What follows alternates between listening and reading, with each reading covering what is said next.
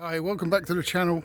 So I first came out to do this property a while ago to gauge its accuracy. I think the person buying it wanted to make sure what the score was. I can't really remember, I have to go back and watch the video, but I'll put it in as part 1 and I'll drop the link in the description. So previously it scored 61 and I went back to reissue the EPC, so then I'd have all the data, so then she'd know what to do to get it to score a C70. When I reissued, it scored a D57, and since the work has all been done, it now scores C70. However, returning to do an EPC after one has been issued runs the risk of triggering Rule 23 on the Smart Audits, which is multiple lodgements on the same property. However, we avoided triggering this because it was 9 months ago instead of 3 months. Since my previous visit, cavity wall insulation has been installed, albeit very neatly. Here I'm not looking for just one hole, I'm looking for a pattern. And here's a third. Fourth, that's more than enough. Radiator with TRV.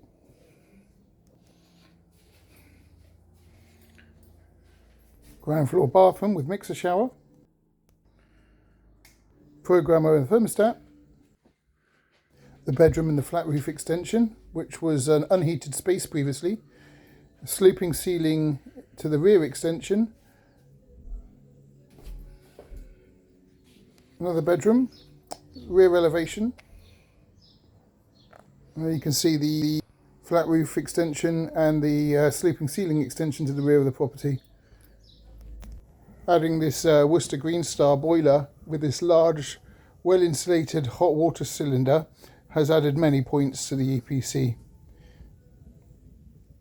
A certificate showing the depth of the insulation at 300mm. And an overview of the loft insulation. It's a bit messy, but it is 300mm. Don't forget to take an audit photograph. Here we have the backup immersion and the cylinder thermostat. This is a steel pressurized tank with 50mm of insulation. This boiler has an ID plate underneath. It can be tricky, but there we go. After a while of hunting around, I refound the electric meter in a fake cupboard within a cupboard. There's the gas meter.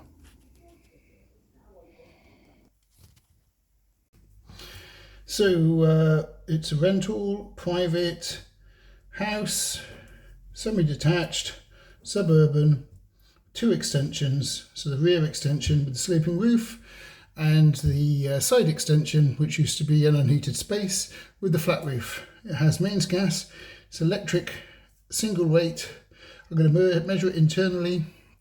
If you like these site notes, there's a link in the description to them. So it's single sheet site notes, so you don't have to carry loads of paper around with you.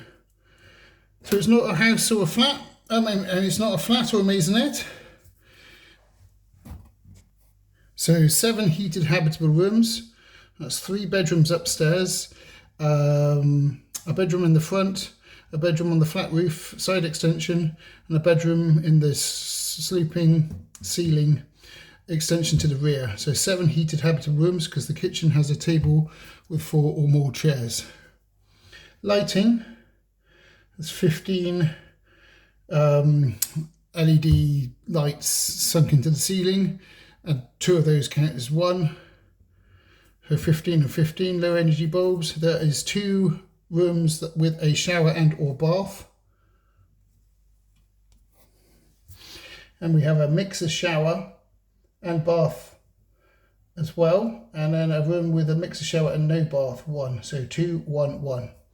Okay, the house was built in 50 to 66, and then the extension on the rear, early 90s, late 80s, so we'll put that as extension 1, and then extension 2 was built at the same time as the house, because when I came before it was an unheated space. Check part 1, link in the description. Right, so windows. Normal amount of windows, and it is pre-2002 because I got a date off one of them for 1991. Okay, PVC frames, 100% double glazing, 16mm gap. No open fires, naturally ventilated, and the back and front door and all UPVC windows are draft proofed. No fixed air conditioning, and there are 2 external doors, front and side rear. Okay, and neither of those are insulated, or there's no paperwork for any of them. There isn't a conservatory. The hot water system is from the main system. It's a normal sized tank, spray foam with 50mm, because it's a pressurized tank with sealed insulation. There is a thermostat on it, we saw that. Secondary heating is none. So we have one main heating system, which is a boiler, and that runs on mains gas, and it goes to radiators. And it's fan assisted flue, which we saw on the side elevation, and it was popping out at the loft. So it was a Worcester Green Star 4024 kilowatt system boiler, and the gas council number was 4180015. Now the plate, if you saw when we were back in the loft, was underneath the boiler looking up, so sometimes it's quite hard to get a photograph. So it had a programmer, a room thermostat and TRVs to control the time and temperature. So the main property has cavity walls. Checking the thickness here. Don't forget the reveal sticks out a bit further, so I'm just minusing that off.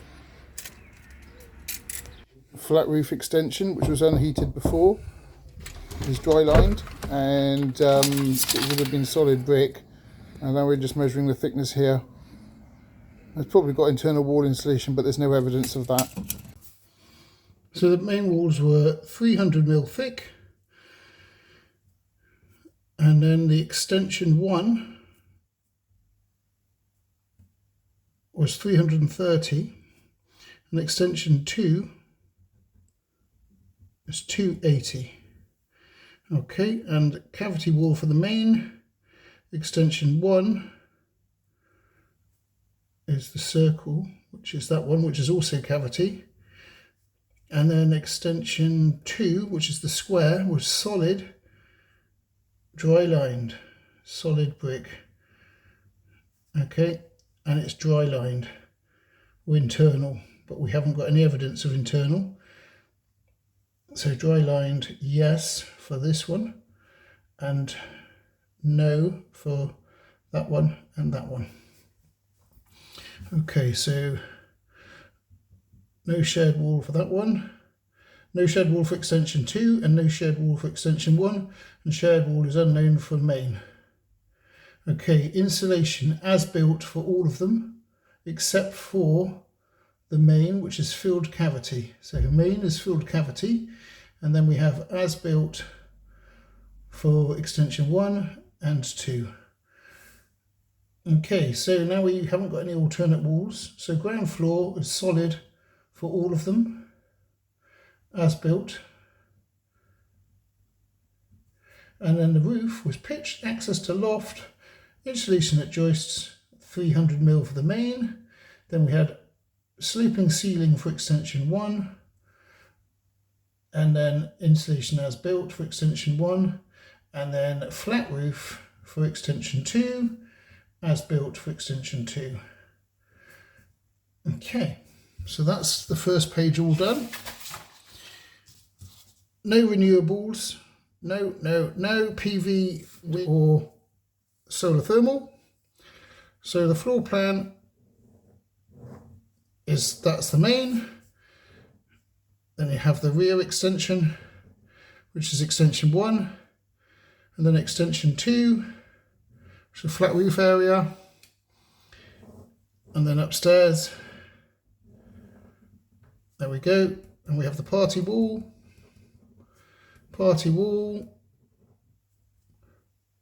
front door, backside door, and we have sliding French windows here.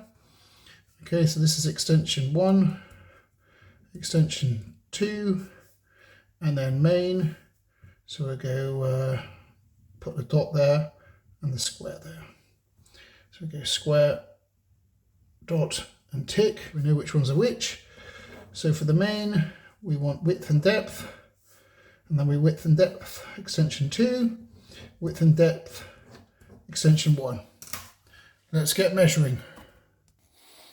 So this is my Lekia Disto Measure 2. I always go on about it. You probably heard me going on about it in my videos, but seriously bulletproof. I've had it for like 13 years now, and I wouldn't be without it. Solid, never breaks, never misses a beat. I even carry AAA batteries around that are rechargeable, and they don't hardly ever need charging up. So there we go. Width 3.6 by 6 meters, 22.25. So 3651 6094, which is extension 1, 2225. Easy. So I have this, which I can use to charge up my batteries. So that just plugs into a regular USB port like that. I'll put my batteries in there, and I can just chuck that into the wall.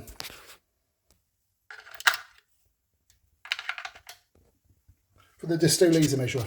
Check out the description for the links. Ceiling height on extension 1, that's 2.2. 2.2. Okay. And the rear extension 1, isn't attached to next door. So the heat loss perimeter, 3651, 3651, 6094, 6, 10, 19, 12, 13, 6 and 6, 12, 13, so 1339, 6, so 1340 is the heat loss perimeter. And there isn't an alternate party wall. That's that. Right, now let's go and do an extension 1. Or should I? 2. Let's do that.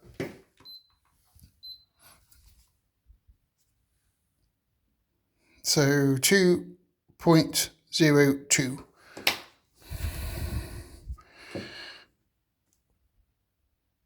So width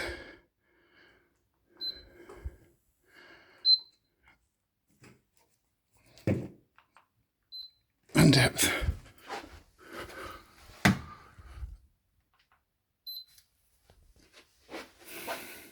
And there we go.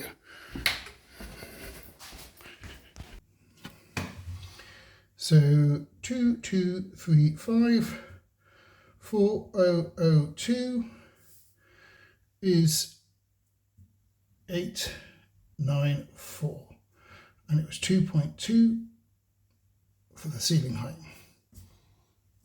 Oh, 202.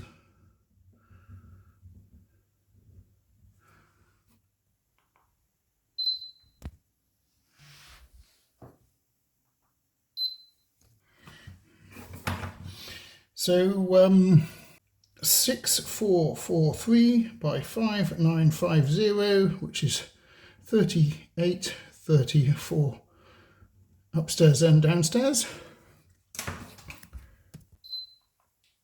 Ceiling height 244. 244. Top of the stairs.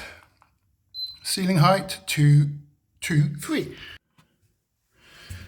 223. Party wall 644.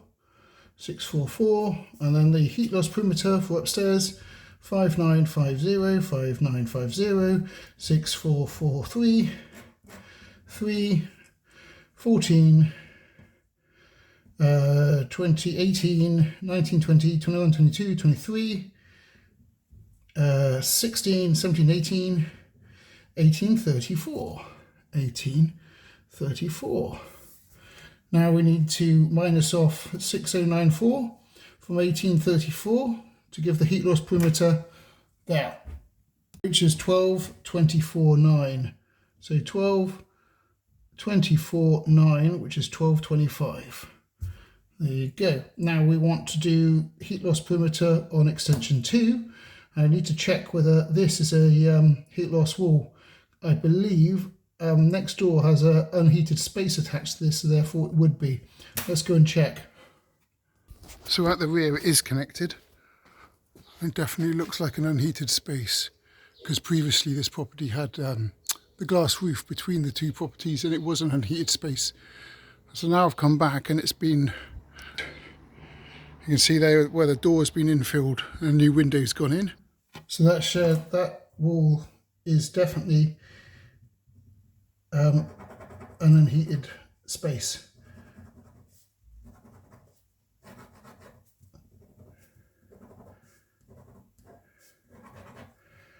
And we check that one as well. Right, so if we work out the heat loss perimeter on the first floor, then we can minus off this measurement, and that gives us a heat loss perimeter on the ground floor. So 5.950 times 2 plus 6.443 adds up to 18.343. So we've got that there, 18.34. And then we minus off 4.002 and then minus off 6.094, which gives us 8.245. So I'm glad I double checked that. So 8.25. So now we need the heat loss perimeter of extension 2, which is this one. So 2235. 2235,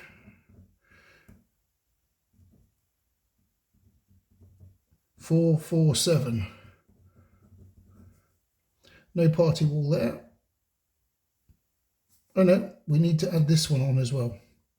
4470 plus 4002, 2748, 847. There we go.